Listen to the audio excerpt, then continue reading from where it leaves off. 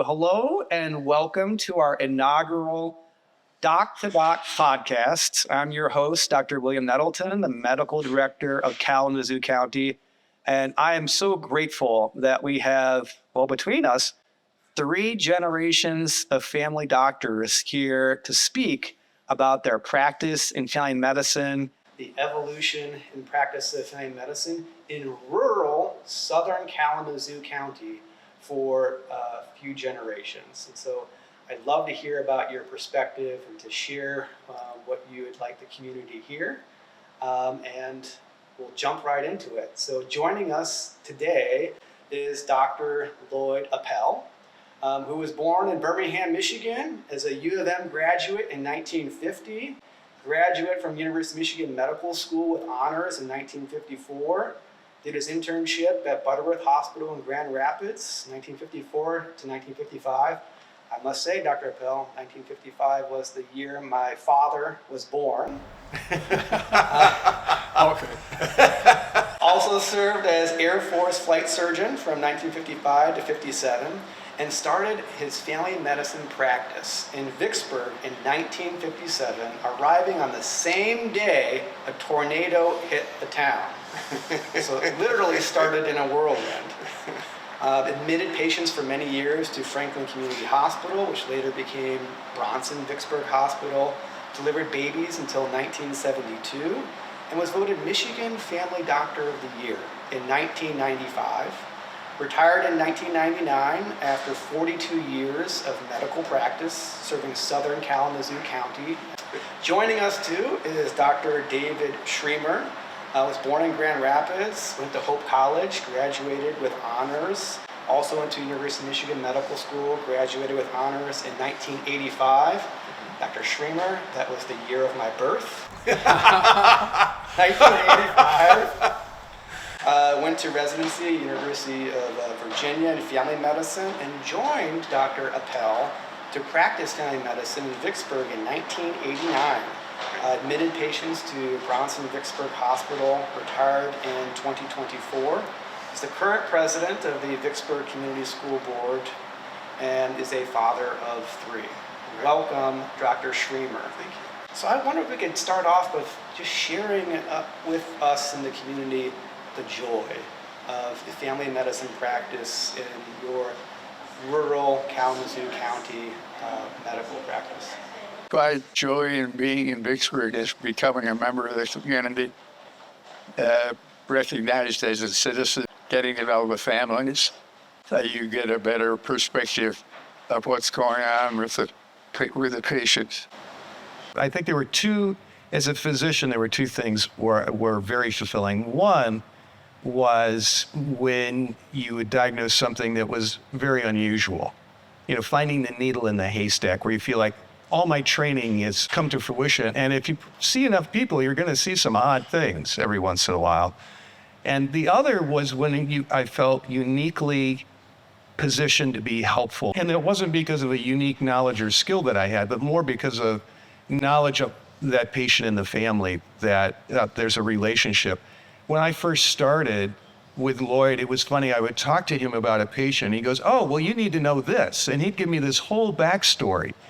And before I retired, I was doing the same thing for my colleagues because they would say, "Oh, so-and-so's having this." I said, "Well, you need to know that other family members have dealt with this and that there's a context for it." That's one of the joys I found in my family medicine practice is developing those lifelong relationships that develop trust, but also, as you're pointing out, Dr. Schremer has really brought up how it's better medical care. We know you. We know the context of a family's daily life, the community's relationship, and how that affects the individuals within the family. I remember you mentioning when you heard a hymn, it reminded you of all those babies you delivered over the years. Can you tell us more about that? When I hear a baby cry, or touch a leaf, or see the sky, then I know why. I believe I had a lot of opportunities to see the miracles that happen every minute in our lives. Wow. What are some of the changes you saw in your practice over all those years of service? Well, there have been a lot of changes. I went to started in medical school in 1950, which was the 100th entering class at the University of Michigan, which was established in 1850. And penicillin had only been around for 5 or 6 years. And all the other antibiotics were being developed, which have had such a big impact on our health. And some of the vaccines were there, but many came after that. And it's made the medical practice so much more helpful. David and I have been doing some research on doctors in Vicksburg in long ago times. And we always think, well, what could the doctor do for you if you were sick? And there were a few things like fractures and delivering babies that haven't changed that much, but all the children with diphtheria died, or most of them. Kids with scarlet fever died. The people who got polio either died or were severely handicapped. And those things have changed immensely. And a lot of that was happening right when I was in medical school. Wow. I remember pulse oximeters were a new deal when I started. When my wife was an anesthesiologist, you couldn't get an oximeter in the OR unless you were doing a child's case. They were that new. With older patients, it was sometimes hard to know if their shortness of breath was infectious, a pneumonia, or a fluid buildup from congestive heart failure. And then there came a blood test which helped us differentiate. And sometimes it was both, sometimes it was one or the other, and helped us guide our treatment. I think the most profound change in my lifetime was the information systems, the computerization of medicine. And that happened, that Lloyd had retired by then, and I think he'd say thankfully. But we went through the whole electronic medical record. I remember actually when I joined Lloyd, and it was in the first couple of years, when we got our fax machine, it was a big deal because we could fax the cardiologist an EKG. We didn't have a fax machine when we started. That was a breakthrough. So when we first were in practice, it was often hard to get information if we sent somebody off to the University of Michigan, or if they got admitted in Kalamazoo and not in Vicksburg. Getting the information was often difficult. Now with an electronic record, getting the information is much easier, although you've got such a volume of it, finding what's relevant is the task now. It's finding the needle in the haystack because there's just this huge volume of data, where in the old days it was very succinct and you knew exactly what was going on. Yeah. And in some ways, in my practice, that computer has gotten in between the doctor and the patient, literally. Yes. Instead of having that relationship, I can look you in the eye, there is this distraction of looking into the computer. So there may be some opportunity in the future. Maybe AI can really help doctors and patients, and so more time can be spent talking with you, listening. I think is a better, not talking, but listening. Right.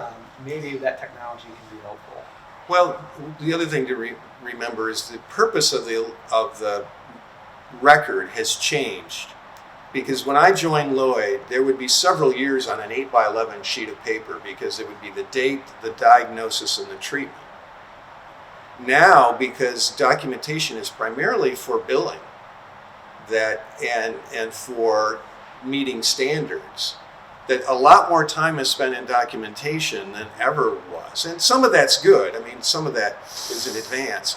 But I remember looking at a chart, and I went over to Lloyd. I said, "What's this?" It was a record on a patient written not by Lloyd, but a former partner. And the whole note was, "Hell, no better." And I went, "I think I know what happened during that visit."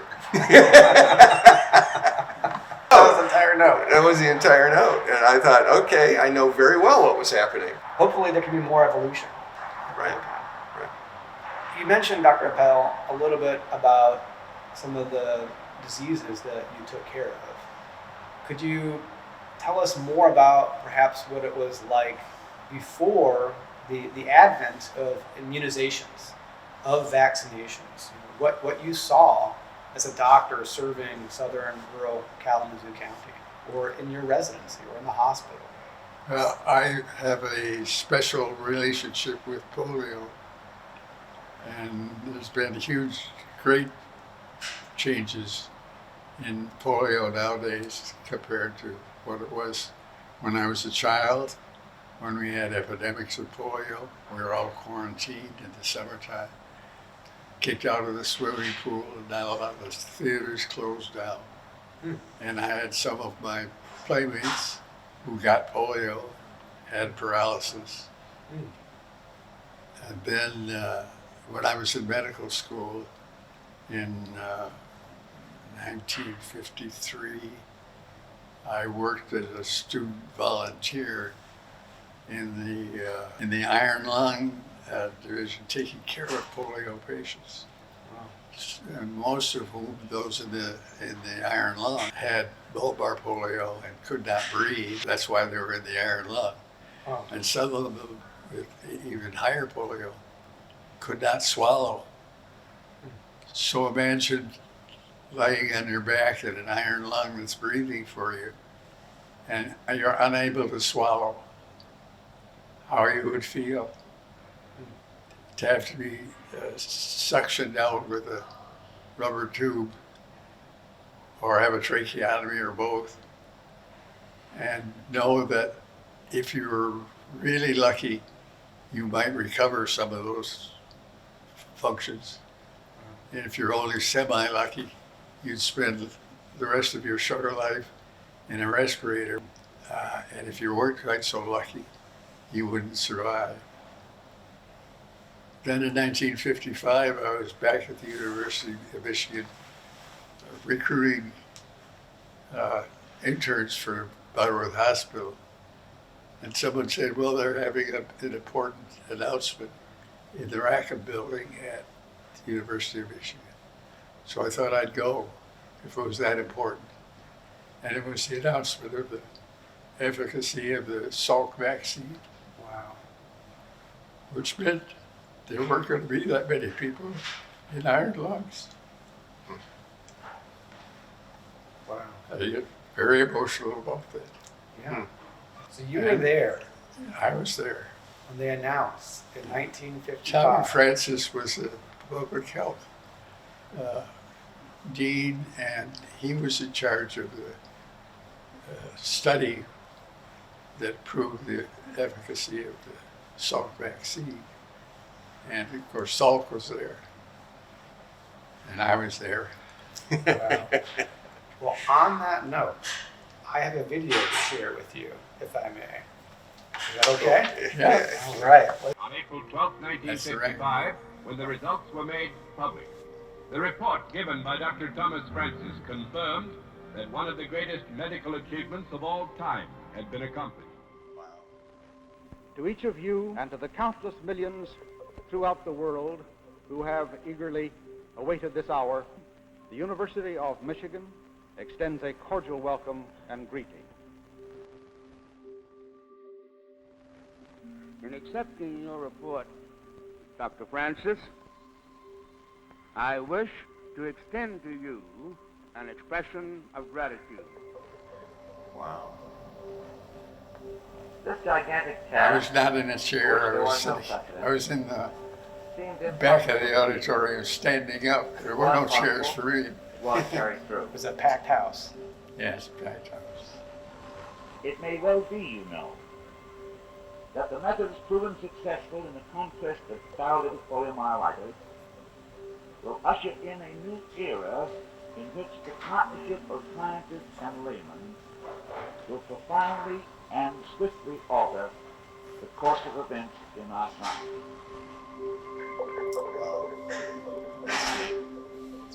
I was there for that announcement, and I realized how important it was because I had been there to see the victims of polio. Well, the people then knew what a terrible disease it was, and they were confident that the discovery of the vaccine for polio was effective, and they were overjoyed. We had a clinic when the oral polio vaccine came out. It was mobbed. There were so many people there anxious to not get polio.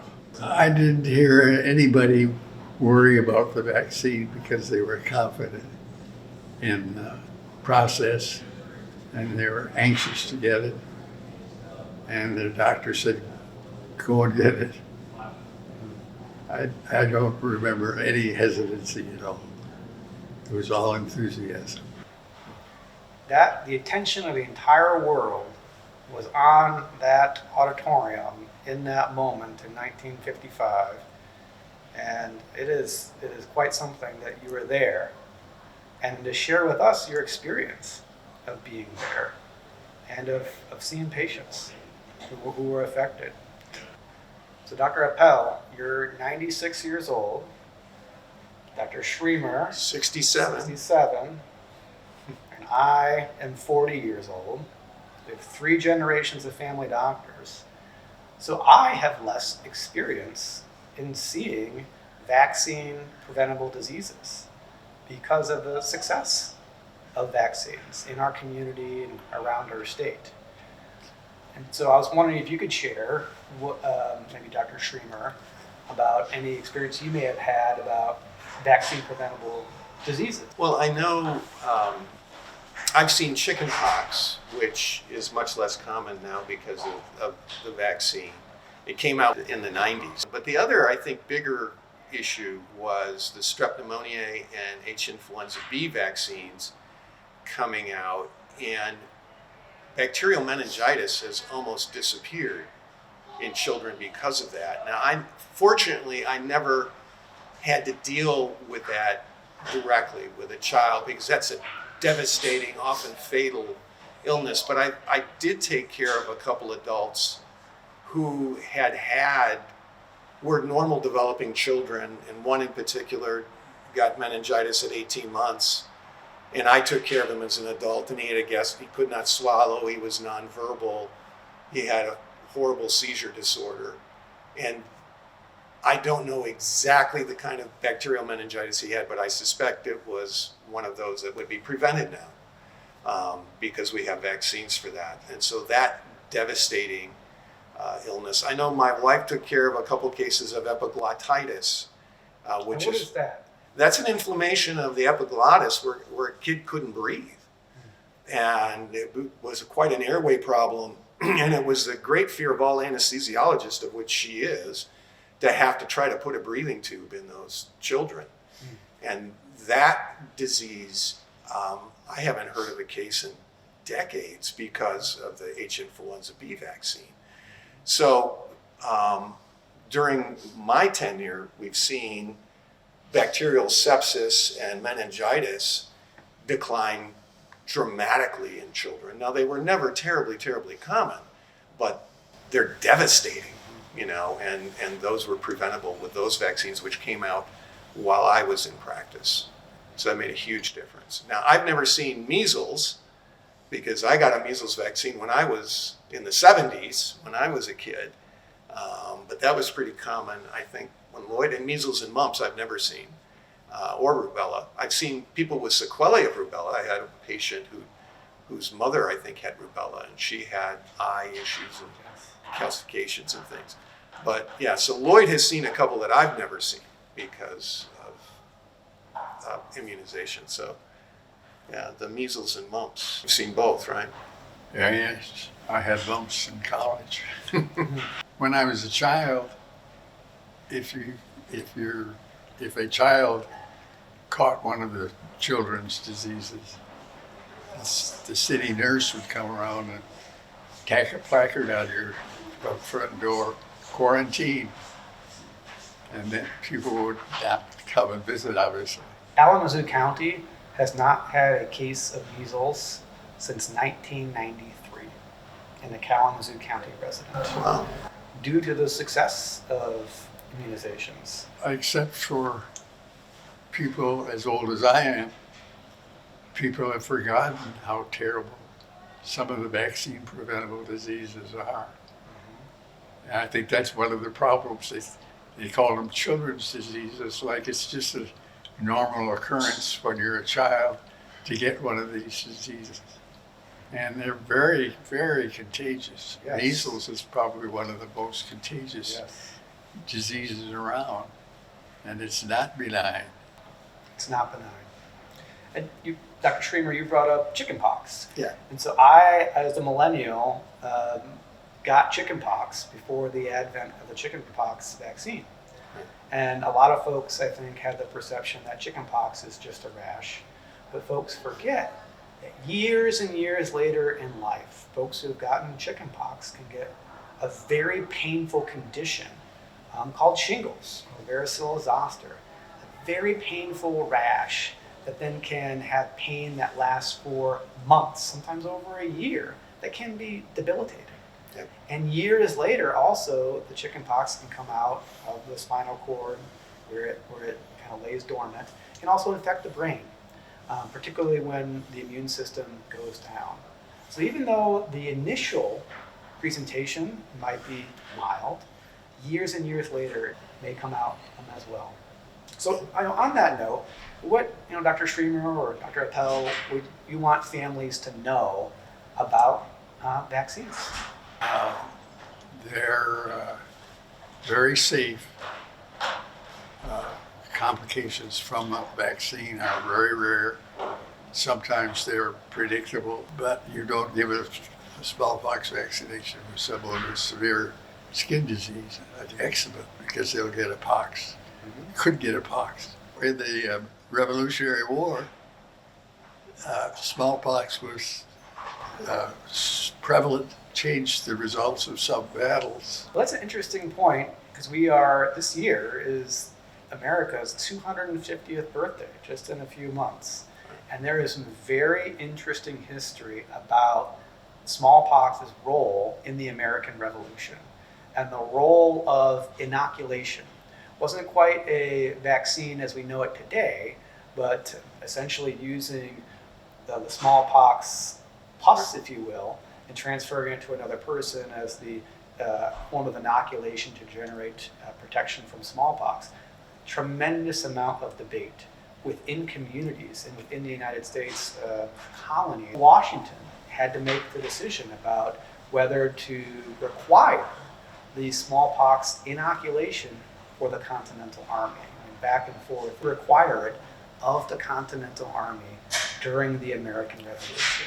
And there's a huge risk of actually getting full-blown smallpox if you use the smallpox germ virus as the vaccine, which is called variolation.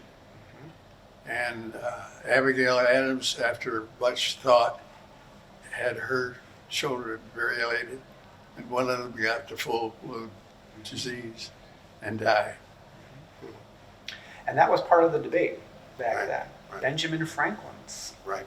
son died of smallpox, and he had great regret in not inoculating his son. So different, similar discussion, debate, but inoculation much different than the vaccine and the vaccination process we have today, given the risk that we do. The risk is very, very different today with modern vaccines, but a similar debate and very interesting history in the context of America's story as well. Dr. Schremer, what would you like families to know about vaccines? Well, I remember I had one family that were reluctant to get vaccines and brought a young child in with an ear infection and said, well, I really don't like to use antibiotics all the time and do this. And I said, well, you realize that two of the most common bacteria that cause significant ear infections we can immunize for. And so somehow I think we have to reframe immunization as more like training your immune system, that we're making use of the natural resistance that you have to prevent these diseases. We make your immune system smarter by doing this, and then we don't need to use antibiotics and antivirals. And Lloyd and I were talking the other day that, we don't have terribly effective antivirals for, if you come in with mumps, I don't take this and I know you'll get better. And if you come in with measles, I don't have a prescription, I don't think, that I can say it's going to make you better in a couple of days, like an antibiotic might. And so our treatment options for viruses are fairly limited still. And so if we can train your own immune system that you've been naturally given to recognize these diseases, and that's what an immunization does, that's clearly the better way to go. And I think people should look at it that way, that if we want sort of more natural kind of remedies, if we can do them, well, let's use the immune system that God gave you to fight these things. And if it's been exposed to something that's similar, then it can effectively do that. And you don't have to take antibiotics and antivirals and be hospitalized and be put in an iron lung or whatever. So I think they're very important for children, and we don't see children dying. And I was looking back at a history of Dr. Nathan Thomas, who was the first doctor in Kalamazoo County. And in his era in the 1800s, where children died commonly. His own child got a gastroenteritis, vomiting and diarrhea as like an 18-month-old, and wasn't sure his own child was going to survive. And we just assume children are going to grow up happy and healthy. And so, you, as a public health officer, you're suffering from your own success. Trying to convince people that to keep children happy and healthy, we need to continue the immunizations where we train the immune system to do what it's designed to do. Yeah. And I think about the importance of listening and to encourage folks, because everyone has one of these in their pocket nowadays. And so that's where folks, patients, doctors, community members go. And that I think the value in your practice in serving southern and rural Kalamazoo County all those years was guiding and walking with and being present. I think that's one thing I value as a family doctor that I think our specialty brings. I'll say it more than others perhaps, and I hope and I think folks are yearning for that as well. If patients are asked, do you trust your doctor? Yes. So that makes it even more important that doctors who are actually treating patients, who people generally trust, be more active and urgent in advising patients about these wonderful tools we have nowadays. And I have here, the Family Doctors of Vicksburg from 1911 to 2011. Your practice over 100 years. I was wondering if you could speak a little bit to that and the practice overall, and then maybe we can conclude with what advice that you have in general to help promote health amongst families in Southwest Michigan. Well, if you read that little booklet, you'll discover that Dr. Z.L. Gilding, who established the practice in 1911, had two sons the same year in 1924 die from appendicitis. It's unheard of now. And the practice persisted. His son went into practice with him, and then there was a two-person practice right through the time when I joined Lloyd. Lloyd had been in solo practice for about 4 years by the time I joined him in '89. And to me, it was very attractive to be in a small town. He clearly had relationships with his patients for a long time. raised 4 kids, I thought I can learn something from this guy. And I knew his credentials. And to Lloyd's credit, when I joined him, 30 years his junior, he says, "You tell me if I need to retire. You tell me if I need to." And I never did. I never had to, because Lloyd stayed up on everything. But to have and to develop a collaborative relationship over years, when you talk about relationships with families, because I joined Lloyd, who had known families for years, and I was new to the community, it was very, very helpful. I would be working with a patient, and they'd kind of look at me sideways like, "I don't know if I'm buying what you're telling me." And I go, "Well, let's just ask Dr. Appel." And I would go down the hall, and I say, "Lloyd, I need some gray hairs in here." And he knew what that meant. And he would come in and listen to the patient, and I would explain what we were talking about. And he would give me a credibility transfusion or infusion, because he'd say, "Well, that's the most brilliant idea I've ever heard." And suddenly I had a credibility with that family because Lloyd said, "No, I think he's on it." And that was incredibly helpful to me. And I tried to do the same with my colleagues that joined over the years, and before I retired, to help them out. One of our nurse practitioners would come and see me and kind of give me the same line, "I need a gray hair in here." And I'd go, "Sure." I'm starting to get a little hair, just a little bit. But the other thing that was interesting, I took care of a family where I took care of mom and dad, who both died, and they had several sons, and I was taking care of several of them. Well, one of the sons or brothers moved from the UP to see me. And the first visit I had with him, it was like, oh, we'd known each other for decades, because I knew mom and dad, I knew his brothers, so we had an instant kind of credibility and rapport, and that was neat. And I had one other experience where I thought was just so sweet. I had a gentleman with a chronic hip pain after his replacement, and the orthopedist didn't have any remedy for him, so we were trying various things to give him relief. And he came in, and I prescribed something. I came in, "Well, how did it go?" He goes, "I'm so sorry to tell you." He's apologizing to me that what I prescribed didn't work. And I thought, that is so sweet that he was disappointed for me.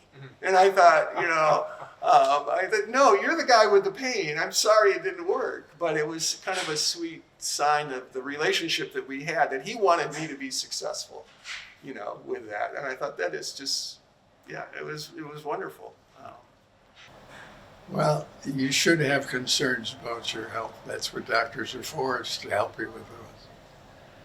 And I would suggest that people, if they have a question about any new treatment or any new idea, that they go and talk to their doctor about it.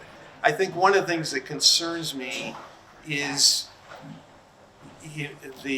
some of the teledoc or drop-in centers where people are getting medical care out of convenience and losing that long-term relationship. And that concerns me a little bit, because I think that's often more expensive care when people don't know you. I knew certain families that, we would maybe not necessarily treat, let's just watch, because I knew they would call me if there's a change. I could trust them that if something was going sideways, I'd know about it. And so I didn't over-treat. I didn't have to, where I'm worried that they're never gonna, I'm gonna err on the side of over-treatment because I don't know if they're gonna come back. I don't know, their level of sophistication. And so I think there's something lost if you're dealing with teledoc to get whatever, because you have a specific agenda. I think there's something lost. Confidence that patients have in their long-term doctor, last past retirement. I still get questions from people, "What do you think about this vaccine?" or "What do you think about this?" or "I've got this problem, and who should I see?" So I want to thank both of you, Dr. Appel, Dr. Schremer, for all your years. I'm going to say it again, of 42 years of service with Dr. Appel, 35 years of service with Dr. Schremer, and to say Happy Doctor's Day, which was just last week. And to, again, thank you for being here. And as we're recording, this is National Public Health Week. Thanks for being here. Thank you. Thank you.